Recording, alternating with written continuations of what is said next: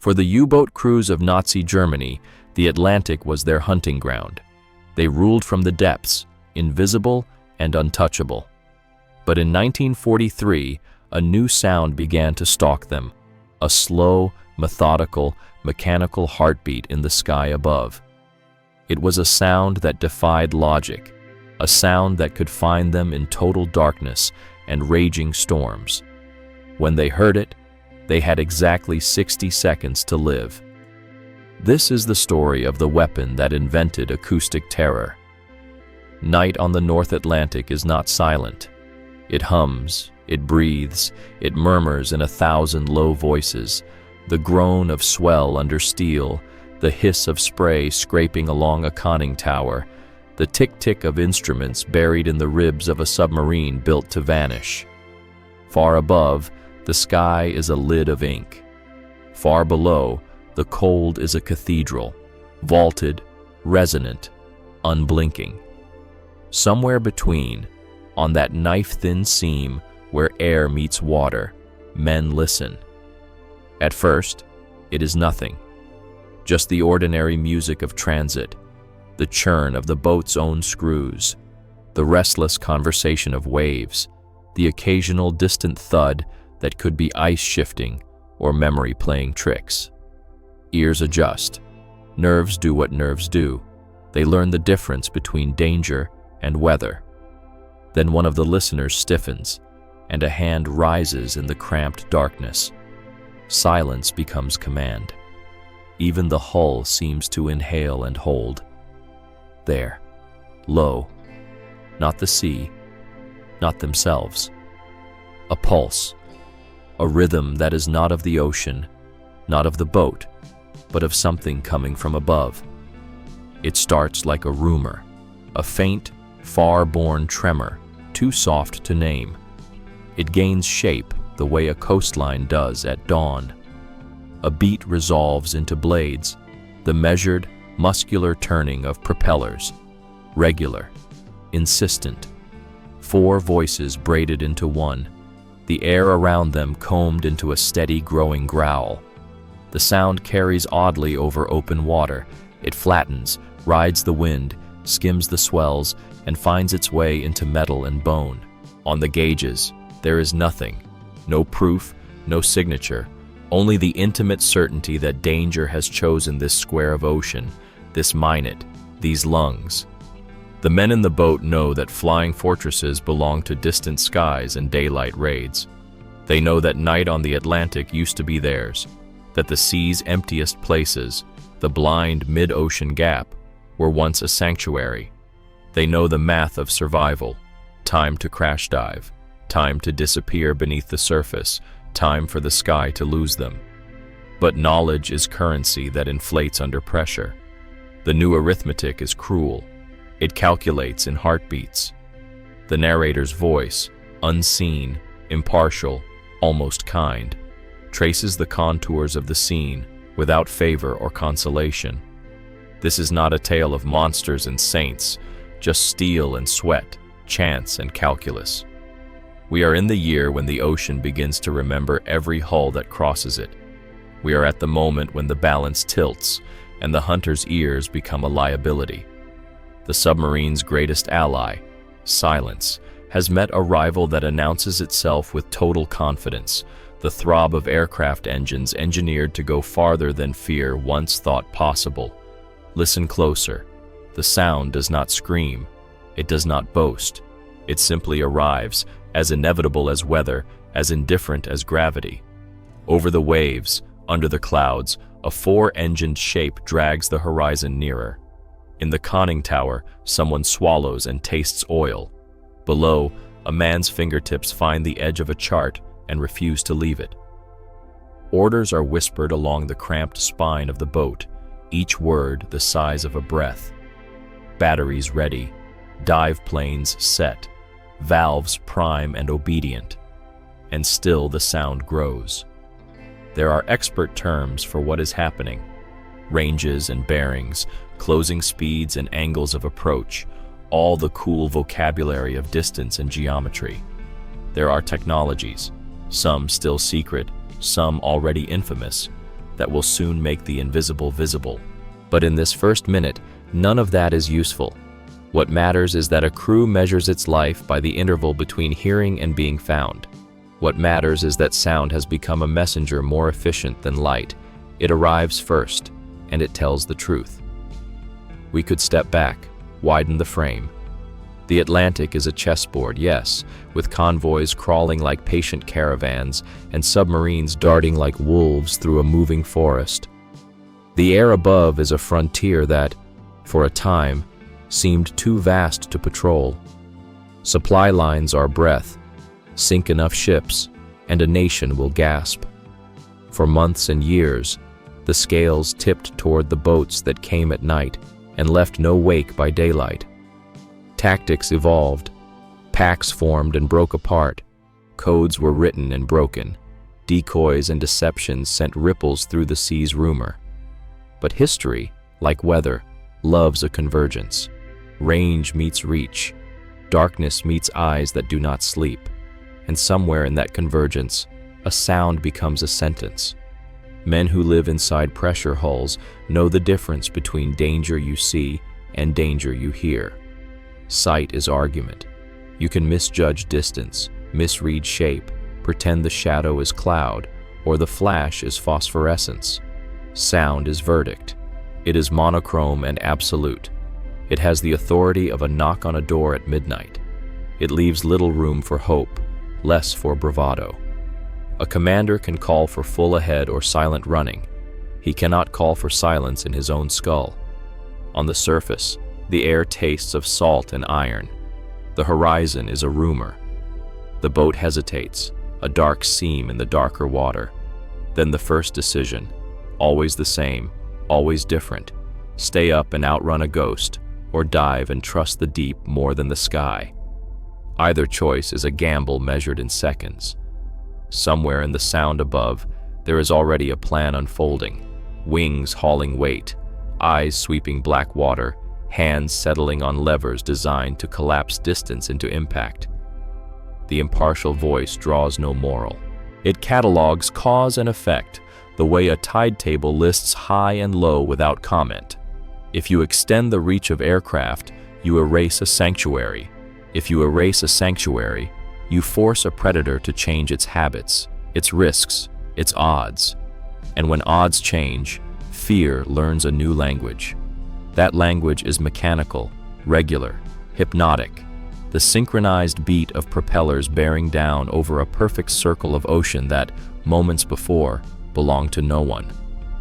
There is a detail that belongs to memory more than to manuals, the way that sound infiltrates.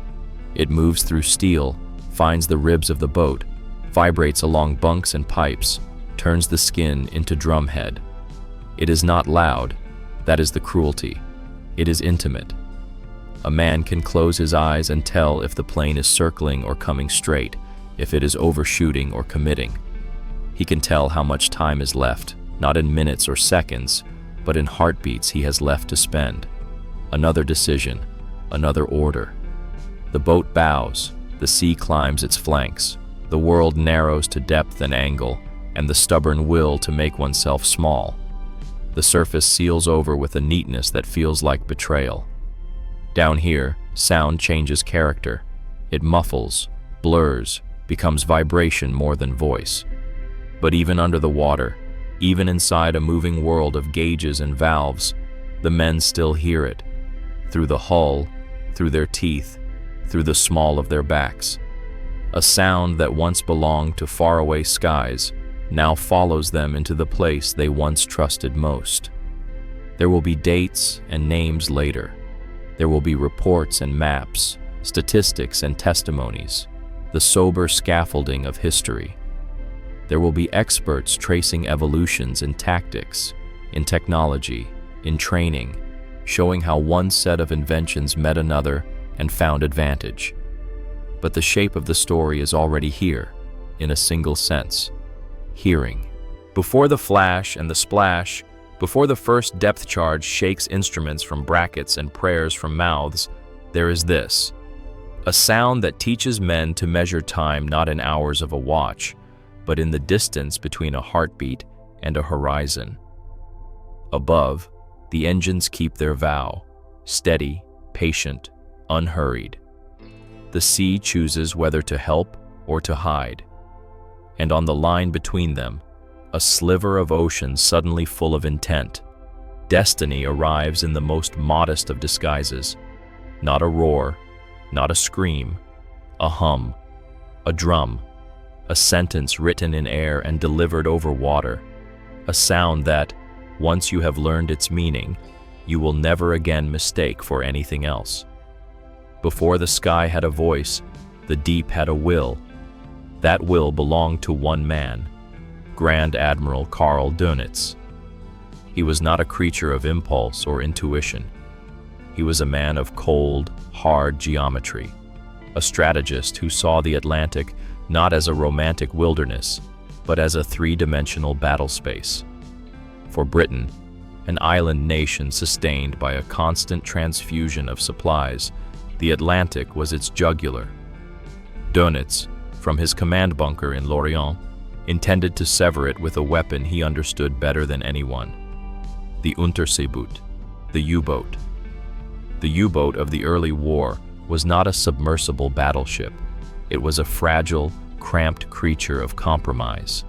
Under the waves, it was slow, half-blind, and powered by batteries that bled their charge with agonizing speed. Its true hunting ground was the surface, where its diesel engines gave it the speed to outrun many of the merchants it preyed upon. On the surface, it was a torpedo boat that could, when threatened, vanish. This was its essential paradox, a vessel of stealth that did its deadliest work in plain sight, often under the cloak of night. Dönitz knew a lone wolf was a poor hunter. A single submarine against a defended convoy was a duel of chance. But a pack? A pack could turn a disciplined formation into a panicked herd. And so, the Rudeltaktik, the wolf pack, was perfected. The method was as elegant as it was brutal. A single U-boat on patrol would spot a convoy. It would not attack. Instead, it would become a shadow, tailing the ships from a safe distance, its radio operator transmitting a coded message, a scent on the wind for the rest of the pack. Back at headquarters, men plotted these signals on a massive chart of the ocean. Dönitz, the packmaster, would see the board, see the disposition of his other wolves, and begin to move his pieces. Over hours, or sometimes days, other U-boats would be vectored toward the lone shadower. They would converge on the unsuspecting convoy, forming a silent, unseen cordon. The escorts, the handful of corvettes and destroyers shepherding their flock, could be in only one place at a time. The wolf pack could be everywhere at once. The attack was a symphony of chaos conducted from afar. As darkness fell, the U-boats would surface. Their low profiles made them nearly invisible against the choppy, night-black water. They would press in, sometimes even penetrating the screen of escorts to strike from within the convoy itself. A torpedo, known grimly as an eel, would slip into the water. Its approach was a whisper of bubbles, often unheard until the moment of impact. Then, the night would tear open. A flash, a bloom of orange fire, and a concussion that would roll across the waves for miles. A tanker's death was a spectacle, a pillar of flame turning the sea for miles into a flickering, hellish stage. A freighter loaded with ammunition would simply vanish in a cataclysmic roar. Panic was the pack's greatest ally. As escorts raced toward the first sinking, a second ship would be hit from the opposite direction. Then a third. The radio channels would flood with frantic calls, the shepherds overwhelmed, the flock scattered and helpless. By dawn, the wolves would be gone, slipped beneath the waves or miles away on the surface, leaving behind a trail of burning oil, debris, and lifeboats adrift on an indifferent ocean. For the men of the Kriegsmarine, this was the Die glückliche Zeit, the happy time. From the summer of 1940 through the spring of 1941, the U-boats were the undisputed masters of the Atlantic. Tonnage sunk climbed to unsustainable heights. Experienced captains, aces like Pryan, Shepke, and Kretschmer, became national heroes, their faces on magazine covers, their exploits celebrated. Life inside the steel tube was a mix of suffocating boredom and heart-stopping terror, the air thick with the smell of diesel, unwashed bodies, and cooking cabbage. But it was also fueled by an intoxicating sense of purpose and superiority. They were an elite, the tip of the spear, and the ocean was their kingdom. Their confidence was absolute. They feared the destroyers, yes. They respected the dogged persistence of the Royal Navy. But the sky? The sky was vast and empty. An aircraft was a fleeting nuisance, a threat easily dodged by a crash dive. It took minutes to force the long, narrow hull under the protective skin of the water, minutes they almost always had. They believed they were untouchable from the air, especially in the vast, mid-ocean gap, where no land-based plane had the range to loiter. This belief was not arrogance, it was fact. It was a core truth of their operational world. And it was this truth that was about to be turned into a fatal liability. The gray wolves, fat and successful on the sheep of the sea, did not yet know that a shepherd was coming from the one direction they never thought to watch: the sky. In the hushed, smoke-filled rooms of the Admiralty in London, the war was not fought with maps of armies, but with ledgers of loss. Men in uniform stared at charts where downward curving lines represented a nation bleeding out, one ship at a time. The battle was not for territory, but for survival itself, and it was a battle being lost in the vast, unforgiving wilderness of the Atlantic. Each pinprick of light on the map showing a sunken vessel was a failure of physics, of tactics, of hope. The lifeline was the convoy system. Dozens of merchant ships, laden with everything from fuel and food to tanks and ammunition, plodding across the ocean in a tight, vulnerable grid. Guarding them was a thin screen of warships. At the heart of this defense was the Flower-class corvette, a vessel born of desperation. Small, cheap to build, and manned by reservists and raw recruits, they were, in the words of one of their own captains, cheap and nasty. They were built for one purpose: to hunt submarines. But they were slow. Their Aztec sonar was a fickle instrument that offered a ghostly ping in the dark, and they were hopelessly outmatched by the wolf packs, which could strike from multiple directions at once. The sailors on the merchantmen called their ships targets. They sailed with a gnawing fatalism. They knew the routine: the sudden, jarring shudder of a torpedo strike, the shriek of tortured metal, the precious few minutes to get to the lifeboats before the icy water claimed the ship. They watched their escort vessels, those tiny, tireless corvettes, racing off into the darkness to chase a sonar contact, knowing that every chase left a gap in the defenses. The Allies fought back with everything they had. They developed new tactics, improved their convoy formations, and built escorts as fast as the shipyards could manage. From the air, lumbering Sunderland flying boats, the flying porcupines, prowled the coastal waters. Their presence was a powerful deterrent. A U-boat caught on the surface by a Sunderland was in mortal danger. But the Sunderland, like all aircraft of the time, was tethered to the land by the limited range of its fuel tanks. This limitation created the most feared space on the planet, the Mid-Atlantic Gap, or Black Pit. It was a vast stretch of ocean in the center of the Atlantic, beyond the reach of air cover from either Britain or North America. To enter the gap was to leave the modern world behind. For the U-boat crews, it was a sanctuary, a perfect hunting ground where the sky was empty and the horizon held no threat of wings. For a convoy, it was a gauntlet. The sailors would watch as their air escort circled one last time before turning for home, leaving them utterly alone with their naval shepherds. It was here, in this blind spot, that the wolf packs gathered and feasted. The despair was palpable. The Allies could read the German naval codes thanks to the code breakers at Bletchley Park, so they often knew where the wolf packs were gathering. But knowing and acting were two different things. A convoy could be rerouted, but the Atlantic is only so wide. Sooner or later, it had to cross the killing ground. The strategists in London and Washington were locked in a desperate search for an answer. They needed more escorts, better weapons, improved radar. But above all, they needed to close the gap. They needed a weapon that could reach into the heart of the U-boat's sanctuary. They needed an eye in the sky that would not blink. They were looking for a guardian angel. What they needed was a predator.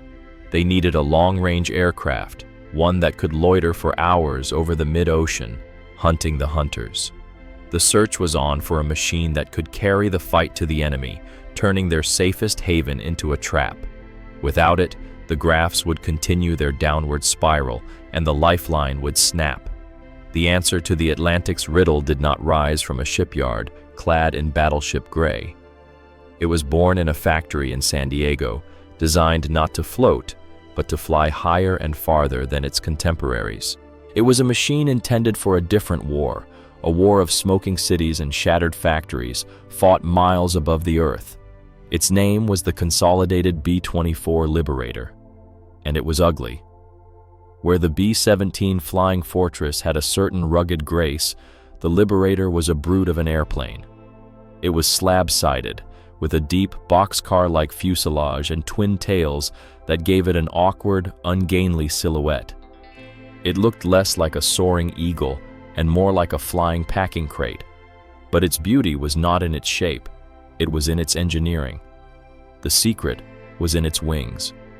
They were long, slender, and mounted high on the fuselage, a revolutionary design known as the Davis wing. This high aspect ratio wing was an aerodynamic marvel. It was designed for one thing: efficiency.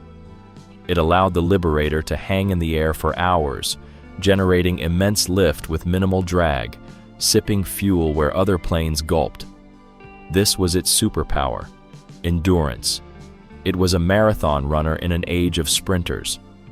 While strategists saw it as the perfect tool to carry a heavy bomb load deep into the heart of Germany, a small group of naval thinkers saw something else. They saw a solution to the Black Pit. They saw an aircraft that could fly from Newfoundland, patrol the mid-Atlantic for hours, and still have enough fuel to land in Iceland or Britain. They saw an airborne sentinel. The transition was not easy. The B-24 was a prized asset of the U.S. Army Air Forces, and its generals were loath to divert their precious strategic bombers to the grubby business of chasing submarines. It was a war of priorities, a bureaucratic battle fought far from the ocean. But the sinking charts did not lie. The need was too great. Slowly, reluctantly, a handful of these land bombers were allocated to the war at sea. They were designated VLR Liberators, very long range. They were stripped of excess weight. The heavy armor and some of the gun turrets, essential for fending off fighters over Europe, were removed. This was a different kind of enemy. The threat wasn't a Messerschmitt, but the ocean itself. Its bomb bay, designed to hold high explosives for Berlin, was now retrofitted to carry a different kind of death. Arrays of sophisticated depth charges, engineered to crush a submarine's hull under the immense pressure of the deep. The ugly duckling was being reborn as a hawk. The land bomber had become a sea dragon. Its purpose was no longer to break cities, but to break the will of the wolf packs. Its long, slender wings were no longer just for reaching distant targets. They were for stitching the mid-Atlantic gap closed, for transforming a sanctuary into a killing field. The sky over the Black Pit, once a vast and empty canvas of despair for the Allies, was about to acquire a new and permanent resident, and with it, a new sound. For years, the map in the Allied command centers had a hole in it. It was not a physical place, but an absence of power, a dark, amoeba-shaped stain spreading over the central Atlantic, where no land-based aircraft could reach. This was the kingdom of the U-boat. Now, the Liberator was tasked with erasing that stain. The strategy was brutally simple: build a bridge, not of steel and stone, but of wings and fuel. New airfields, little more than raw, windswept runways, were carved out of the wilderness at the edges of the world. From Gander in Newfoundland, from Reykjavik in Iceland, and from Derry in Northern Ireland, the VLR Liberators began their lonely vigil. A mission was an exercise in monastic endurance. A crew would lift off into the perpetual twilight of the high latitudes, the four engines settling into a deep, monotonous drone that would be the soundtrack to their lives for the next 18 hours. Below them, the world was reduced to its most elemental form, a churning, indifferent expanse of gray-blue water. For hours on end, nothing happened. The navigator made his calculations, the radio operator listened to the crackle of static, and the pilots held the machine steady against the buffeting winds. The gunners, stripped of their usual high-altitude duties, became lookouts, their eyes scanning the endless swells for the faintest sign of life.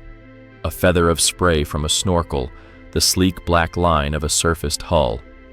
They were not just flying, they were casting a net. A Liberator from Iceland would fly south. One from Newfoundland would fly east.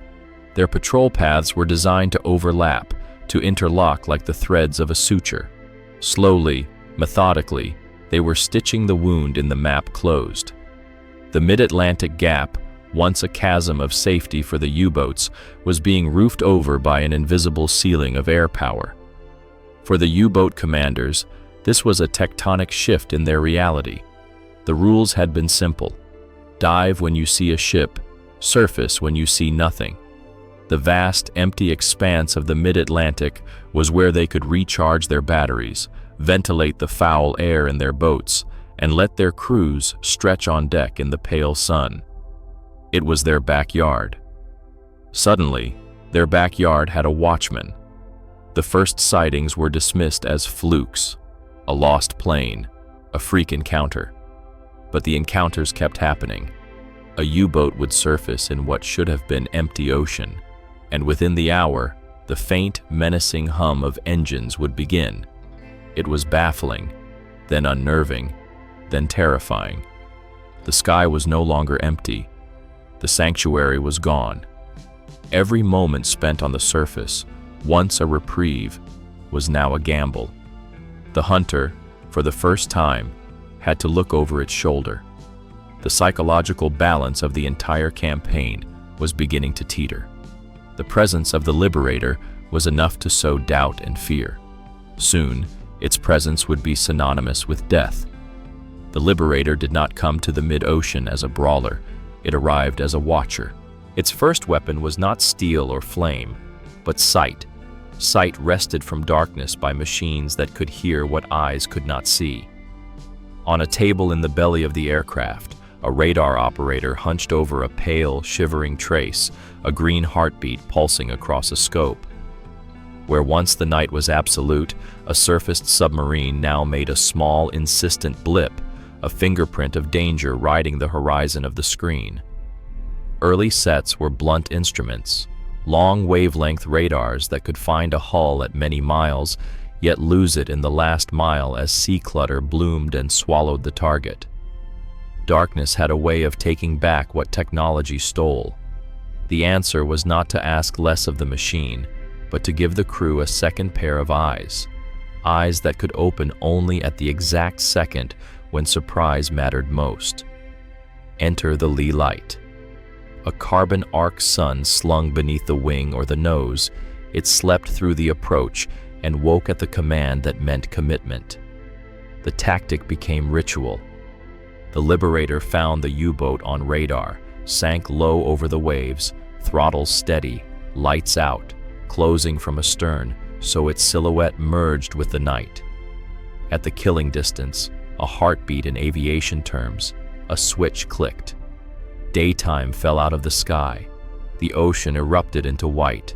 The U-boat stood suddenly naked on the water, every rivet and railing blown into merciless relief. On deck, men flinched as if struck. For them, this was not light, it was indictment. A surfaced boat could try to run, it could try to dive. Neither choice was kind. A crash dive demanded calm choreography. Hatches slammed, vents spun, tanks flooded, bow down, the hull biting at the sea. Done perfectly, it took half a minute, an eternity under a searchlight and a descending thunder. A commander needed nerves steadier than steel to choose the surface fight. Helm hard over, gunners to stations, tracers stitching at a black shape that grew with impossible speed. In the time it took to decide, the Liberator was already measuring angles, already setting the fuses that would turn water into weapon. Radar evolved as the duel sharpened. The enemy learned to listen for the old, long waves and fitted their boats with crude receivers sprouting cross-shaped aerials, warning of an unseen hunter. So the hunter changed its voice. Shorter wavelengths, tighter beams, clearer returns. Where night and weather once conspired with the sea to hide a submarine, the new sets cut through spray and darkness alike. Silence no longer protected the hunted. Geometry and physics had chosen a side. Then came the hammer. Depth charges are patient violence. They do not explode on contact. They wait. A cylinder of explosive with a brain the size of a dial, set before the attack to detonate at a chosen depth. They are tuned to where a submarine will be, not where it is. Dropped in a pattern, a string across the bow, a fan along the wake, they turn a patch of ocean into a collapsing room. Water, incompressible and implacable, becomes a fist. A near miss can be as cruel as a direct hit. Plates buckle, seams split, lights die, and air turns to needles inside the lungs. From the cockpit to the bomb bay, the choreography was as disciplined as any ship's drill. The pilot held height and heading over a heaving mirror. The navigator called the run-in.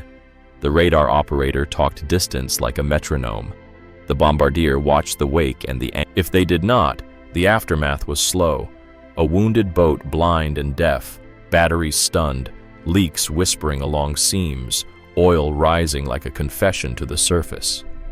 The Liberator circled, its engines drumming judgment, ready to strike again if the dark shape reappeared inside the illuminated cone. The lesson for the hunters below was not theoretical. They learned it in flashes and shocks, that radar erased the night, that a searchlight could arrive like noon at midnight, that time itself had turned traitor.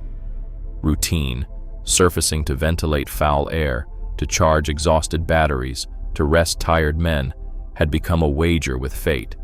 Even the sound from above changed character. It was no longer a rumor that might pass. It was a herald with a toolkit. Technology was not alone in deciding outcomes. Tactics completed the sentence. Crews practiced low-level approaches through mist and whitecaps, learned to ride ground effect over swell, to time a turn so the final run aligned with the submarine's most vulnerable angle. Gunners trained to rake the deck only to suppress, never to announce the attack early. The hammer, not the hail, did the killing. Each success refined the drill. Each failure rewrote it in sterner ink. And yet the heart of it remained spare and brutal.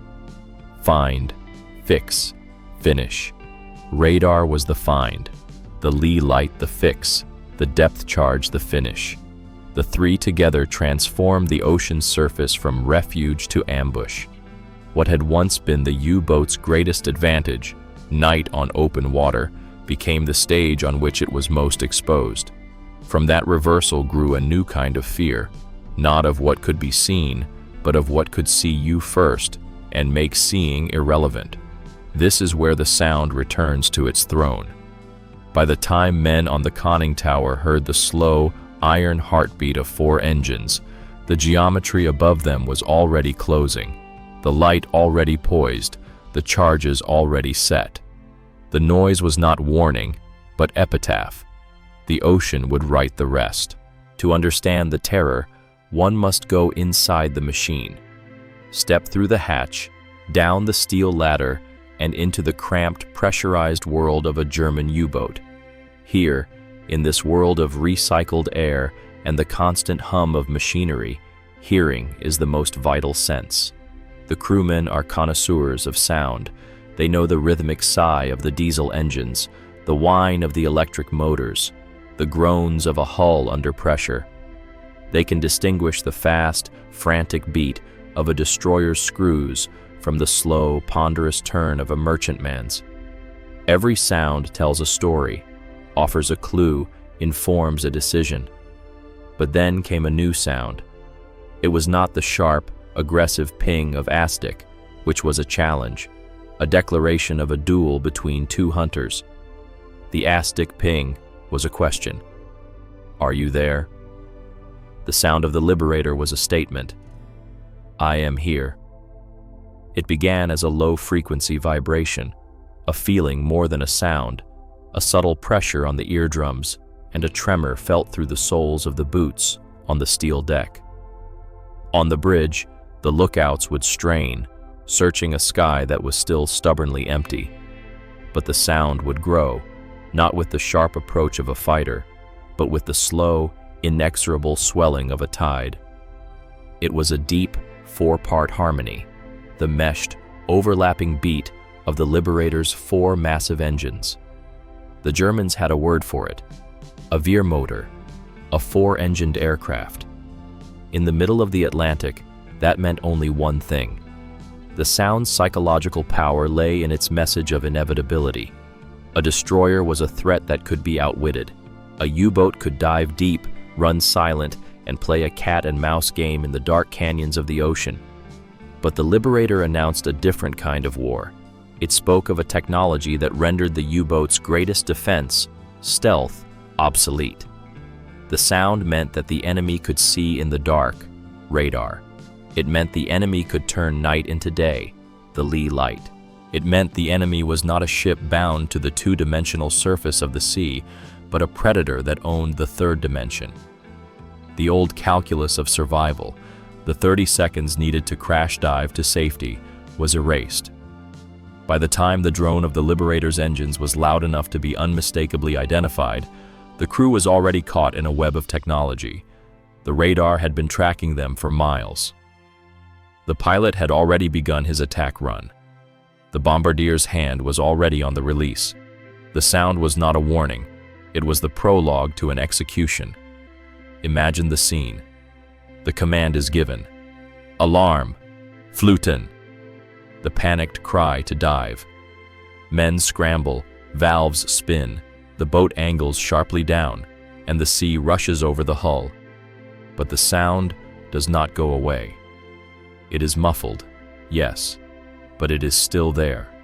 A deep, pervasive vibration that penetrates the steel skin of the submarine. The crew, packed into the silent, submerged boat, can still feel the plane circling above them. They are blind, holding their breath, waiting. And then comes the hammer blow, the percussive, bone-jarring slam of depth charges detonating, the hull ringing like a struck bell, lights flickering, and the whole world dissolving into a chaos of noise and violence. Perhaps the cruelest part was for those who survived the initial attack. A wounded U-boat, forced to the surface, would see the Liberator circling lazily overhead, a dark cross against the sky, patient, untouchable. Its engines, no longer just a sound, but now a visible presence, seemed to mock them. It would stay there, calling in surface ships, or waiting for the U-boat to make a final, desperate attempt to dive before striking again. This sound reprogrammed the instincts of an entire submarine force. It turned the open ocean from a hunting ground into a death trap. It made the life-giving act of surfacing to charge batteries an act of suicidal bravery. In their diaries and post-war testimonies, U-boat veterans spoke of this sound with a unique kind of dread. It was, as one put it, a grinding, sawing noise that got inside your head. It was the sound of their sanctuary being violated.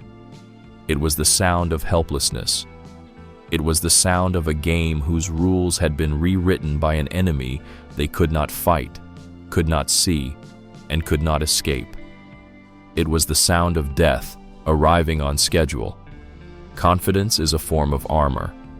For the U-boat crews of the happy times, it was forged in victory and tempered by routine.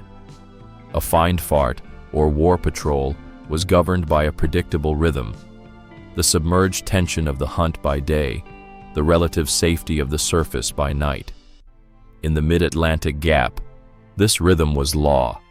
The night was for breathing, for charging the precious batteries, for the simple human act of seeing stars in a sky that was a benign, empty abstraction.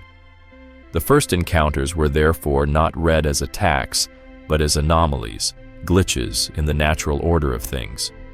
A U-boat is on the surface, its diesels thrumming, the watch crew scanning a placid, moonless horizon. A lookout reports a shape, a smudge of black against a charcoal sky. A cloud? Another boat? The commander raises his binoculars. There is no urgency. They are in the gap. They are alone. Then the night tore itself open. It was not a gradual dawn, but a brutal, instantaneous noon. One moment, the world was shades of gray. The next, it was a single, searing point of white.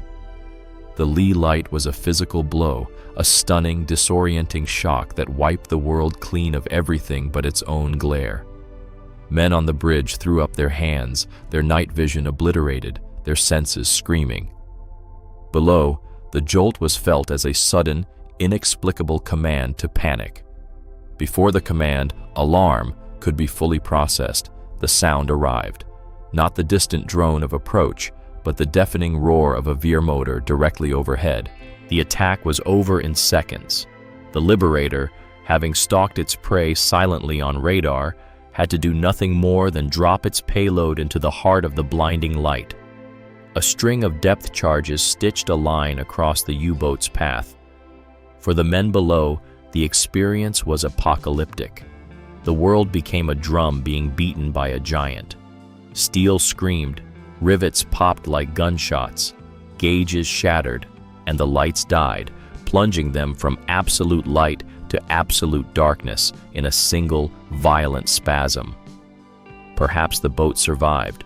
Perhaps it was only wounded, its pressure hull breached, its systems shattered, forced to limp back to base on the surface.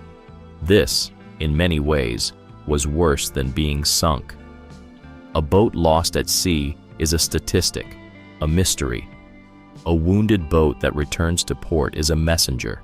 Its crew, hollow-eyed and shaken, brought back a story that defied belief.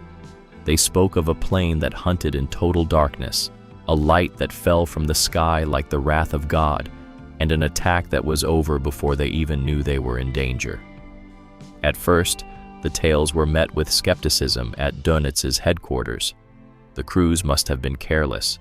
They must have mistaken the time, the place. The aces of the U-boat arm, men who had built their careers on cold nerve and calculated aggression, could not accept that the rules had changed so fundamentally. But the reports kept coming. U-164, U-529, U-259. Boats vanished or returned with impossible stories of night attacks in the heart of the gap. The pattern was undeniable. The confidence that had been the U-boat force's most potent weapon began to corrode. The whispers in the submarine pens at Lorient and Saint-Nazaire changed tone. The bravado was edged with a new anxiety. The happy time was over. The ocean was no longer their private hunting ground. This first blood was more than just the loss of a few boats. It was the first hairline fracture in the mythology of the gray wolf. The hunter had learned that it, too, could be hunted. And the sky, once a symbol of infinite emptiness, now held a new and terrifying presence. If the preceding months were a series of sharp, painful lessons for the U-boat arm, May 1943 was the final, brutal examination. It was the month when the slow bleed of losses became a catastrophic hemorrhage. It was the month the Battle of the Atlantic was won. From the German perspective, it would forever be known as Schwarzer Mai, Black May. Karl Dönitz, now Grand Admiral of the entire German Navy, began the month with a bold gamble. He massed the largest concentration of U-boats yet seen, hurling them at the vital Allied convoy routes. He believed that sheer numbers and coordinated wolfpack attacks could still overwhelm the improving defenses. He was sending his wolves into what he thought was a target-rich environment. In reality, he was sending them into a perfectly prepared ambush. The Allied system had reached a lethal maturity. The VLR Liberators were no longer a novelty, but a constant menacing presence over the mid-Atlantic gap. Their new centimeter wave radar could spot a U-boat's conning tower in rough seas and total darkness. The Leigh Light had been perfected. The escort ships accompanying the convoys were more numerous, better trained, and equipped with improved sonar and new forward-throwing weapons, like the Hedgehog mortar. The trap was set. The convoy battles of May 1943 were not skirmishes, they were slaughters. Convoys like ONS-5 became the epicenter of a swirling, 24-hour-a-day melee. A wolf pack would move to intercept, its positions radioed back to headquarters. But now, the Allies, armed with their own intelligence from Bletchley Park, could see the pack forming. Liberators were dispatched from Newfoundland and Iceland, arriving over the convoy just as the U-boats were positioning for the attack. The rhythm of the hunt was inverted. A U-boat, shadowing a convoy and waiting for nightfall, would suddenly find itself the hunted. The drone of a Liberator would appear out of the overcast sky. The submarine would be forced to crash dive, losing contact with the convoy and breaking the cohesion of the wolf pack. Another U-boat, surfacing to radio a report, would be pounced upon and destroyed. An escort group, guided by a Liberator circling overhead, would be vectored directly onto a submerged U-boat for a deliberate, relentless depth charge attack. The statistics tell a story more stark than any diary. In the first 3 years of the war, the Allies had sunk 150 U-boats. In May of 1943 alone, they sank 41. It was a staggering, unsustainable rate of loss. For every merchant ship sunk, the Germans were now losing one of their own precious, irreplaceable submarines.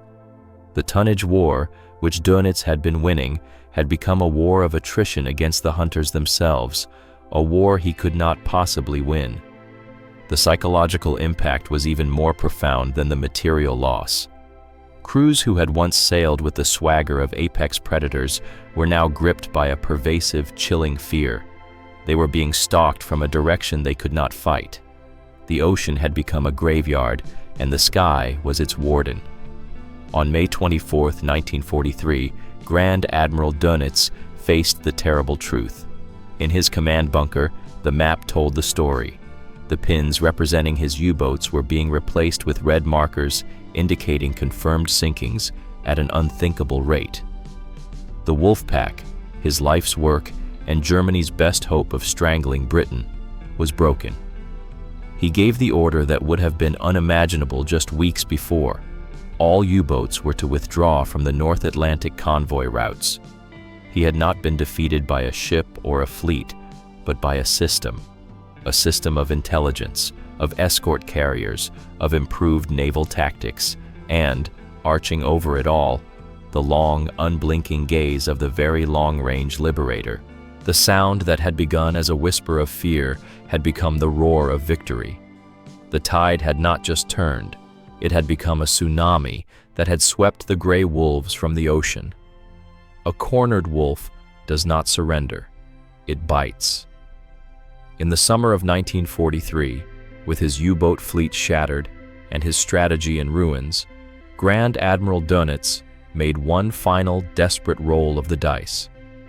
He reasoned that if diving was suicide and running was impossible, then the only option left was to fight.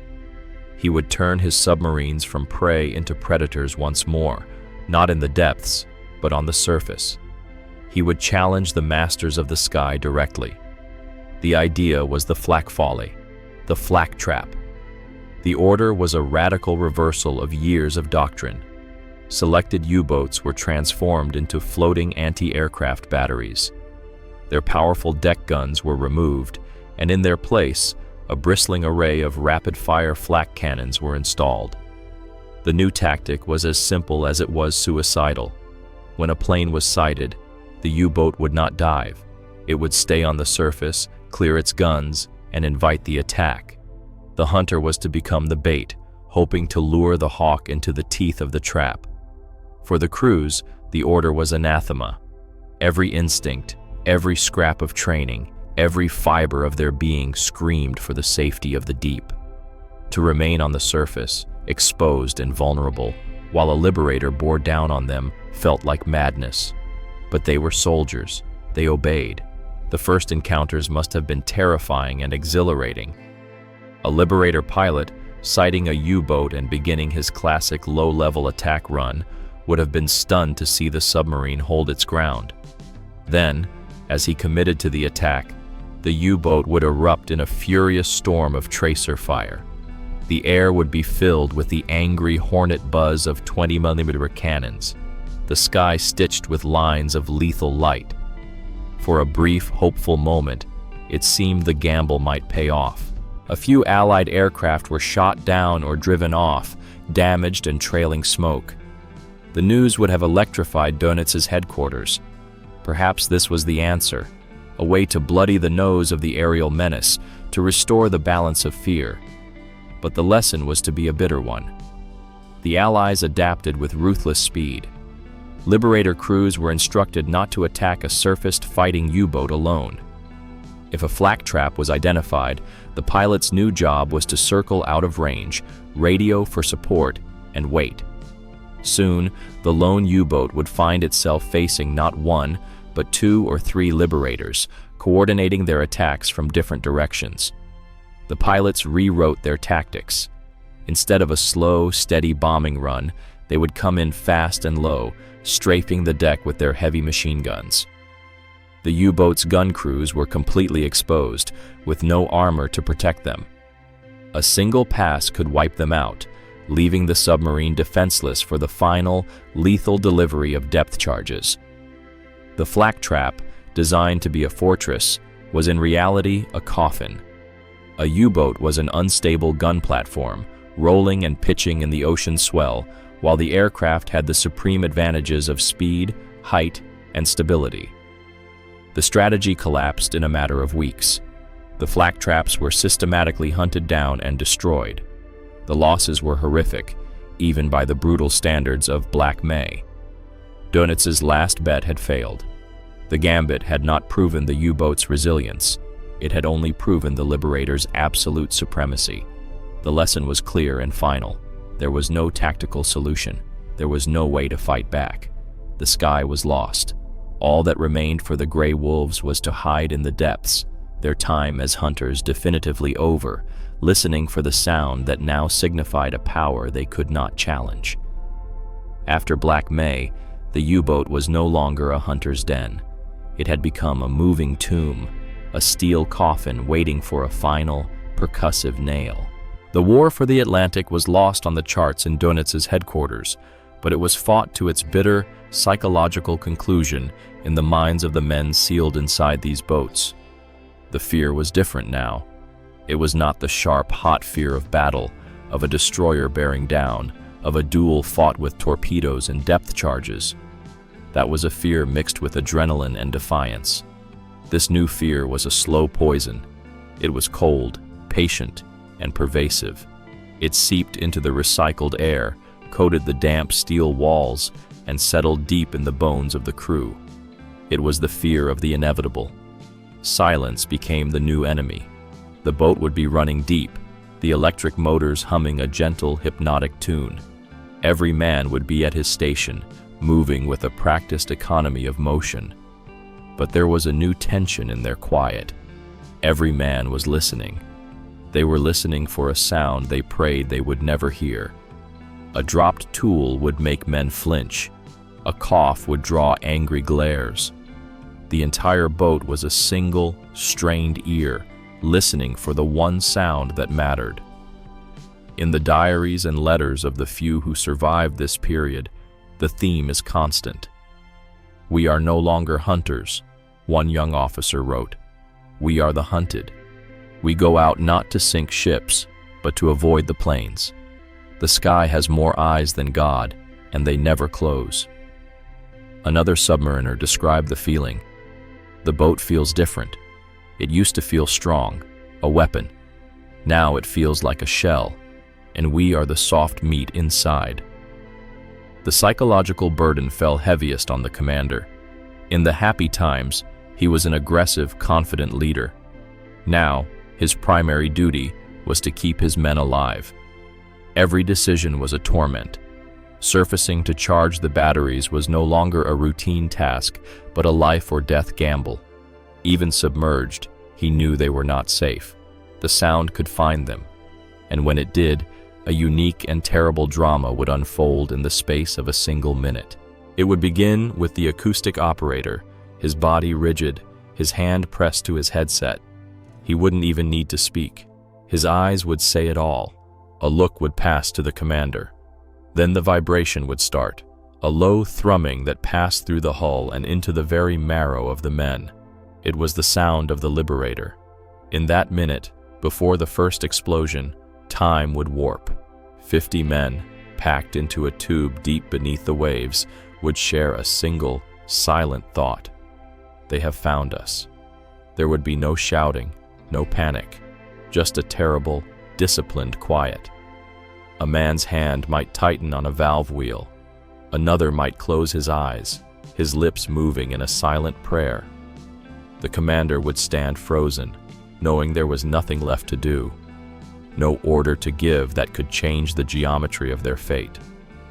They were simply a target on a map, a point in the ocean waiting for the sky to deliver its judgment. This was the ultimate victory of the liberator. It had not just broken the U-boat fleet, it had broken the spirit of the men inside them. It had turned the bravest and most aggressive sailors of the Kriegsmarine into fatalists, men who went to sea expecting to die. They were no longer gray wolves. They were ghosts, haunting the deep, listening for the sound that would finally grant them peace. The war ended not with a single, deafening bang, but with a slow, grinding silence. The great wolf packs that had terrorized the Atlantic were gone, their hunt broken in the spring of 1943. For 2 more years, U-boats would still stalk the seas, but they were no longer the masters of the ocean. They were ghosts, equipped with new technologies like the snorkel, which allowed them to run their diesel engines while submerged, but this only made them better at hiding, not better at fighting. They were a nuisance, a persistent danger, but never again a strategic threat capable of bringing a nation to its knees. The B-24 Liberator, the ugly, slab-sided bomber that was never meant for the sea, had become the unlikely king of the Atlantic. Its victory was not one of singular, heroic duels, but of relentless, grinding presence. It was a victory of logistics, of engineering, and of a new kind of warfare where the battle was won by the side that could see farther and stay aloft longer. The Liberator and its crews did not win the war alone, but without them, the war could not have been won. After the surrender, the screws of the Liberators stopped turning. The great fleets were broken up, their airframes sold for scrap, their engines silenced. The plane that had been the sound of death for so many became a relic, a museum piece. In the quiet halls of aviation museums, it sits today, a hulking, silent testament to a forgotten war. Its thin, elegant wings, once instruments of endurance and destruction, now gather dust. The ocean, too, fell silent. The last of the U-boats were surrendered, scuttled, or taken as prizes. The deep, which had held its breath for 6 long years, finally exhaled. The burning tankers and torpedoed freighters slipped from memory into history, becoming just another layer in the long, stratified story of the sea. But the sound did not vanish. It became an echo, imprinted on the memories of the men who survived. For the Allied airmen who flew the long, lonely patrols over the gray water, it was the sound of duty, of boredom punctuated by moments of heart-stopping terror. For the U-boat sailors who returned, it was the sound of a nightmare from which they had, by some miracle, awoken. For the rest of their lives, the drone of a multi-engine aircraft passing overhead would be enough to make them look up, a ghost of an old fear tightening its grip. The battle between the U-boat and the Liberator was more than a clash of machines. It was a turning point. It was the moment when the three-dimensional nature of modern warfare became absolute. The eye in the sky, armed with radar, and the endurance to stay on station indefinitely, had proven its supremacy. The age of the surface raider and the stealthy submarine was over. The future of naval warfare would forever be written under the shadow of air power. The Atlantic keeps its secrets. It has swallowed whole the evidence of this titanic struggle, burying the twisted steel of U-boats and the scattered cargo of merchant ships under miles of cold, dark water. But for those who listen closely, in the sigh of the wind over the waves, in the vast, empty quiet of the mid-ocean, you can almost hear a faint, four-part harmony, the echo of the screws. Thank you for watching to the end. If you liked it, please give it a like, subscribe, and don't forget to hit the bell so you don't miss new videos.